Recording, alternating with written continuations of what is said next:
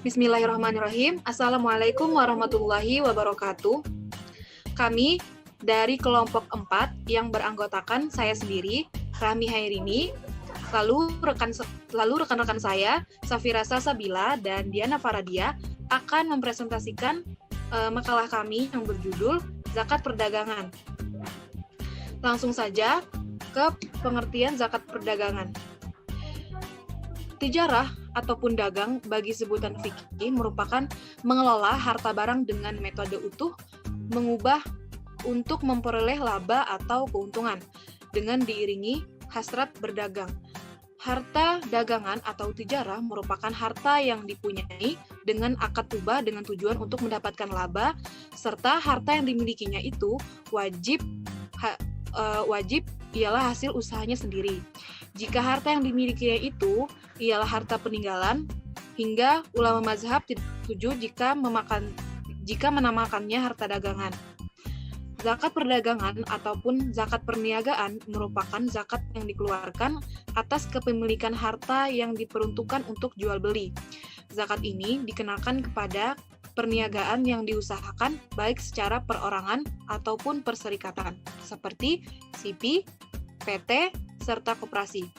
Ada pula aset semacam mesin, gedung, mobil, serta aset lain yang tidak dikenakan kewajiban zakat, serta tidak tercantum harta yang wajib dikeluarkan zakatnya. Zakat perdagangan disebut pula zakat perniagaan, merupakan zakat yang diharuskan untuk dibayarkan, yang diartikan dengan harta niaga atau peninggalan yang diperjualbelikan untuk memperoleh keuntungan. Dengan demikian, dalam harta niaga, wajib terdapat dua motivasi, ialah motivasi pertama untuk berbisnis atau diperjualbelikan, serta motivasi memperoleh keuntungan. Beberapa barang yang diniagakan tersebut dapat bersumber dari hasil pertanian, hewan ternak, emas, perak, dan hasil perikanan, perkebunan, serta lain-lain. Ulama fikih menamakan zakat perniagaan dengan sebutan arud al-tijarah atau harta barang perdagangan. Yang mereka maksudkan dengan harta barang dagangan merupakan seluruh yang diperuntukkan untuk dijual, tidak hanya duit kontan atau cash, dalam bermacam jenisnya meliputi alat-alat, beberapa barang, baju, santapan, perhiasan, fauna, tanaman, tanah, rumah, serta beberapa barang tidak bergerak ataupun bergerak lainnya. Sebagian ulama membagikan batas yang diartikan dengan harta barang pedagang lain ialah seluruh sesuatu yang dibeli ataupun dijual untuk tujuan mendapatkan keuntungan. Yang dimaksud dengan barang dagangan adalah barang-barang yang disiapkan untuk kegiatan perdagangan, dan itu juga untuk pastinya mendapatkan keuntungan. Barang dagang dalam bahasa Arab itu tadi sudah disebutkan dengan arud al-tijarah. Lalu kita lanjut ke dasar hukum. Nah, di sini hampir seluruh ulama sepakat bahwa perdagangan itu setelah memenuhi syarat tertentu harus dikeluarkan zakatnya. Kewajiban zakat harta perdagangan ini berdasarkan Al-Quran dan hadis. Nah, dalam dasar wajibnya zakat barang dagangan dalam Al-Quran terdapat dalam firman Allah Quran surah Al-Baqarah ayat 267 yang artinya, hai orang-orang yang beriman, nafkahkanlah di jalan Allah sebagian dari hasil usahamu yang baik-baik dan sebagian dari apa yang kami keluarkan dari bumi untukmu. Quran surah Al-Baqarah ayat 267. Lalu hadisnya, di antara hadis yang digunakan oleh para ulama untuk menunjukkan landasan zakat perdagangan adalah hadis Samurah ibni Jundub. Rasulullah telah menyuruh kami untuk mengeluarkan sedekah dari apa yang kami maksudkan untuk dijual. Setiap perintah berarti wajib dilaksanakan, karena dapat disimpulkan dari kata-kata memerintah kami adalah bahwa Nabi mengeluarkan ucapan dalam bentuk perintah, yaitu wajib dilaksanakan. Adapun dalam hadis Nabi Muhammad SAW yang artinya menceritakan kepada kami, Muhammad bin Daud bin Sufyan berkata kepada kami, Yahya bin Hasan berkata kepada kami, Sulaiman bin Musa, Abu Daud berkata kepada kami, Ja'far bin Sa'ad bin Samurah bin Jundub berkata kepada kami, Khubaib bin Sulaiman berkata kepadaku dari bapaknya Sulaiman dari Samurah bin Jundu, beliau berkata, Maba, sesungguhnya Rasulullah memerintahkan kami untuk mengeluarkan sedekah atau zakat dari apa yang kita siapkan untuk diperdagangkan. Hadis riwayat Abu Daud. Imam Bukhari meletakkan ayat ini di dalam pembahasan mengenai zakat bab usaha mengenai zakat bab zakat usaha dan perdagangan dalam kitab sahihnya. Lalu ada Imam At-Tabari mengatakan dalam menafsirkan ayat ini bahwa maksud ayat tersebut adalah zakatkanlah sebagian yang baik yang kalian peroleh dari usaha kalian, baik melalui perdagangan ataupun pertukaran yang berupa emas atau perak. Mujahid mengemukakan pendapatnya tentang sebagian yang baik dari hasil yang baik yang kalian peroleh, mengatakan bahwa maksudnya adalah dari perdagangan tersebut. Lalu, mayoritas ulama dari kalangan sahabat, tabi'in, dan fuqaha telah berpendapat bahwa barang-barang perniagaan wajib dizakati. Sebagaimana pula Nabi Muhammad pernah bersabda yang artinya, pada unta ada zakatnya, pada sapi ada zakatnya, pada kambing ada zakatnya, dan pada kain pun ada zakatnya. Hadis riwayat Al-Hakim Al-Mustadrak dengan isnad sahih menurut syarah Al-Bukhari dan Muslim. Selanjutnya, penjelasan selanjutnya akan dijelaskan oleh rekan saya, Diana Faradia. Kepadanya dipersilahkan. Saya di sini akan menjelaskan tentang nisab dan haul pada harta perniagaan. Segenap ulama mengiktibarkan nisab dan haul terhadap harta perniagaan. Namun, mereka berselisih paham tentang waktu mengiktibarkan nisab. Kata Asy-Syafi'i dalam nisab itu dipandang di akhir tahun. Demikian pula pendapat Maliki, kata nisab itu dihitung dari awal dan akhir tahun saja. Demikian penetapan Abu Hanifah tentang permulaan tahun dilihat kepada harga barang. Jika barang perniagaan dibeli dengan mata uang, maka permulaan tahunnya adalah ketika membeli mata uang itu. Jika dibeli dengan hutang, maka permulaan tahun dihitung dari hari pembelian.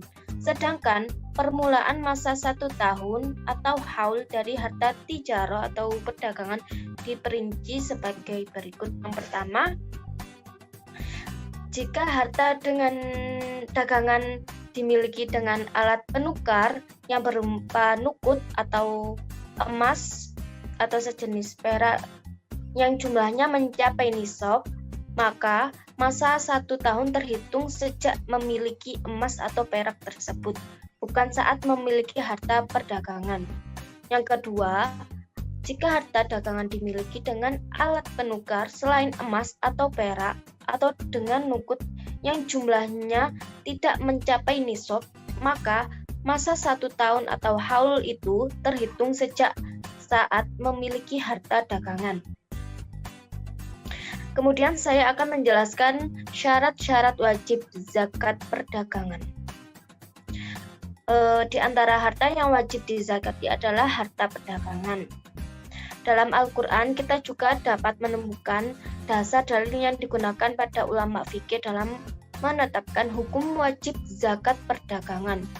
Para sahabat, tabi'in, dan ulama salaf menyepakati bahwa dengan menetapkan harta dagangan sebagai harta yang wajib dizakati, syarat-syarat zakat dagangan ialah sebagai berikut. Yang pertama, nisab. Harga harta perdagangan harus telah mencapai nisab emas dan perak senilai 85 gram emas. Nisab tersebut dihitung di akhir tahun. Menurut mazhab Maliki berpendapat bahwa apabila seorang pedagang merupakan seorang muhtakhir, ia wajib menjual barang-barang dagangannya dengan nisab emas atau perak. Tetapi jika dia merupakan seorang mudir, dia wajib menjual barang-barang dagangannya dengan berapapun jumlah emas atau perak tersebut, meskipun hanya 1 dirham. Yang kedua, haul, harga harta perdagangan. Bukan harta itu sendiri, harus telah mencapai haul, terhitung sejak dimilikannya harta tersebut. Menurut madzhab Syafi'i, yang menjadi ukuran dalam hal ini adalah akhir haul, sebab pada saat inilah zakat diwajibkan. Apabila pada awal haul seorang pedagang memiliki harta yang bisa menyempurnakan nisab, misalnya 100 dirham, yang setengahnya dijadikan modal dagang. Kemudian pada akhir haul hartanya mencapai 150 dirham, dia wajib berzakat. Yang ketiga, niat melakukan perdagangan. Pemilik barang dagang harus berniat dengan berdagang ketika membelinya. Adapun jika niat dilakukan setelah harta dimiliki, niatnya harus dilakukan ketika kegiatan perdagangan dimulai. Memperdagangkan mengandung dua unsur, yaitu tindakan niat, tindakan perbuatan pembeli dan penjual. Sedangkan niat yang dimaksud ialah memperoleh keuntungan ada tersebut. Yang kedua, unsur tersebut harus ada, tidak cukup salah satunya. Bila seseorang membeli sesuatu untuk dipakai sendiri dengan niat, apabila menguntungkan niat ia akan menjualnya, maka hal tersebut tidaklah termasuk barang dagangan. Yang keempat, barang dagangannya dimiliki melalui pertukaran. Barang-barang dagangan dimiliki dengan melalui pertukaran seperti jual beli ataupun sewa menyewa. Yang kelima, harta dagangan tidak dimaksudkan sebagai kunyah. Apabila seseorang bermaksud melakukan kunyah terhadap hartanya, haulnya itu terputus, sehingga apabila setelah itu dia hendak melakukan perdagangan, ia harus memperbarui niatnya. Nisab barang dagang adalah senilai harga 85 gram emas. Nisab tersebut dihitung pada akhir tahun. Penjelasan selanjutnya akan dijelaskan oleh teman saya, yakni Safira Salsabila. Selanjutnya saya akan menjelaskan tentang cara membayar zakat dagangan. Zakat perdagangan dikenakan untuk semua bentuk perniagaan yang diusahakan baik secara perorangan maupun perseroan seperti CV, PT, koperasi dan sebagainya. Zakat perniagaan tidak hanya dikenakan apabila sebuah perniagaan itu menghasilkan keuntungan, namun apabila perniagaan itu mengalami kerugian. Tetapi harta atau modal sudah mencapai nisab, maka perniagaan itu masih wajib dizakatkan. Oleh karena itu, apabila perniagaan sudah mencapai haul 1 tahun, maka si pedagang perlu menghitung asetnya. Jika keseluruhan harta perniagaan tersebut mencapai atau melebihi nisabnya, maka pedagang tersebut wajib membayar zakatnya. Seperti dijelaskan dalam situs Basnas, harta perdagangan yang dikenakan zakat dihitung dari aset lancar usaha dikurangi hutang yang berjangka pendek, yakni hutang yang jatuh tempo hanya 1 tahun. Jika selisih dari aset lancar dan hutang tersebut sudah mencapai nisab, maka wajib dibayarkan zakatnya. Sedangkan piutang yang tidak mungkin kembali, maka piutang tersebut tidak ada zakatnya. Sampai orang itu menerima piutang untuk kemudian dikeluarkan zakatnya. Jadi, menggabungkan semua aset, yakni semua aset dagangannya, dan menghitungnya baik dari modal, laba, simpanan di bank, dan piutang yang dikirakan dapat kembali, lalu dikurangi hutang dan kerugiannya, kemudian mengeluarkan zakatnya 2,5%. Dengan kata lain, zakat perdagangan itu dihitung bisa jadi modal diputar, ditambah keuntungan, dan ditambah piutang yang dikirakan dapat kembali, dikurangi hutang dan kerugian dikalikan 2,5%. Pada saat menghitung kekayaan, barang tidak bergerak seperti bangunan toko, etalase, dan perabot-perabot lainnya itu tidak diperhitungkan. Kekayaan yang diperhitungkan adalah barang-barang yang bergerak langsung diperjualbelikan. Kalau ternyata tidak sampai nisabnya pada saat perhitungan, maka sebaiknya dikeluarkan infak dan sedekah sekedarnya, agar kekayaan yang didapat itu menjadi berkah dengan harapan usaha dagang di masa mendatang lebih berhasil sehingga dapat mengeluarkan zakat. Selanjutnya tentang sanksi bagi yang tidak membayar zakat. Dalam Al-Quran dan Sunnah, Allah telah memberikan ancaman yang keras pada orang-orang yang tidak mau membayarkan zakat, diantaranya adalah sebagai berikut. Yang pertama, yang A, yakni pada hari kiamat Allah akan mengalungkan hartanya yang tidak dikeluarkan pada lehernya, sebagaimana firman Allah surat Al-Imran ayat 180. Terus selanjutnya itu tubuh orang yang tubuh tersebut akan dibakar punggungnya di dalam neraka jahanam dengan hartanya sendiri yang telah dipanaskan. Sebagaimana firman Allah surat At-Taubah ayat 34 sampai 35. Selanjutnya itu harta yang tidak dikeluarkan zakatnya akan datang dan berubah menjadi seekor ular jantan yang beracun, lalu akan melilit atau menggigit pemiliknya. Hal ini sebagaimana telah disebutkan dalam hadis yang artinya dari Abu Hurairah berkata, Rasulullah SAW bersabda, barang siapa yang diberi harta oleh Allah lalu ia tidak menunaikan zakatnya, maka hartanya akan berubah pada hari kiamat menjadi seekor ular berkepala putih karena banyak racunnya, serta memiliki 2 titik hitam di atas matanya atau 2 taring, lalu memakan dengan kedua tulang rahangnya pada hari kiamat, lalu menyatakan, akulah harta simpananmu, akulah harta simpananmu. Kemudian Baginda membaca ayat ini, dan jangan sekali-sekali orang-orang yang bakhil dengan harta benda yang telah dikaruniakan Allah kepada mereka dari kemurahannya, menyangka bahwa keadaan bakhilnya itu baik bagi mereka, bahkan dia adalah buruk bagi mereka.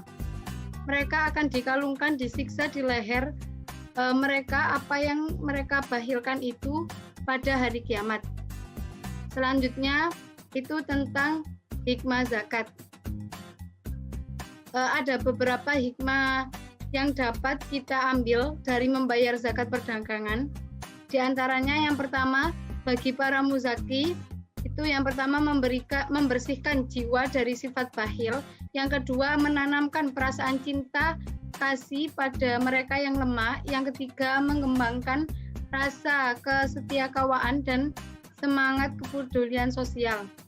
Yang keempat, membersihkan harta dari mereka yang berhak. Yang kelima, menumbuhkan kekayaan pemilik jika dengan niatnya ikhlas dan tulus.